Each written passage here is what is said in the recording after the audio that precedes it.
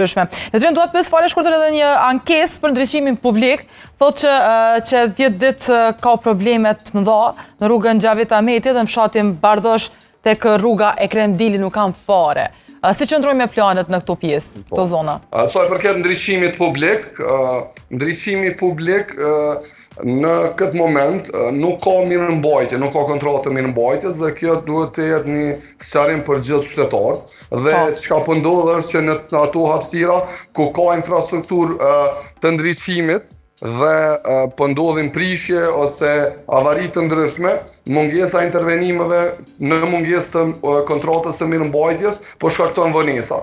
Për çka I kërkojmë qytetarëve mirë kuptim, edhe pa kohë sa procedura të zgjedh një nga operatorët I cili do të kujdeset për këtë pjesë. Nuk besoj që do të marrë edhe shumë kohë. Ne gjatë kësaj kohe jemi ka operoj me një operator që ka qenë më herët I kontraktuar, I cili ka të bëjë me ndriçimin smart dhe zgjerimin e rrjetit të ndriçimit dhe po provojmë që të gjitha rrugët që kanë një rrezikshmëri më të lartë të intervenohet në mënyrë që të ketë ndriçim dhe qytetarët të kenë sa të pak një siguri në orët e mbrëmjes.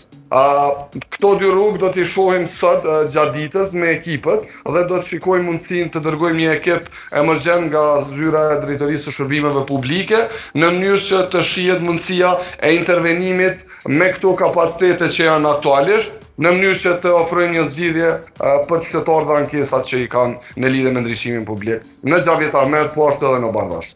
Po, të falenderoj shumë për këtë lidhje direkte, Leotrim, dhe falenderoj shumë për kohën, e që besoj do të dëgjohemi sërish me këto punë të mira patjetër. Faleminderit shumë për kohën. Faleminderit edhe juve dhe gjithë qytetarëve të Prishtinës. Miropafshim. Miropafshim.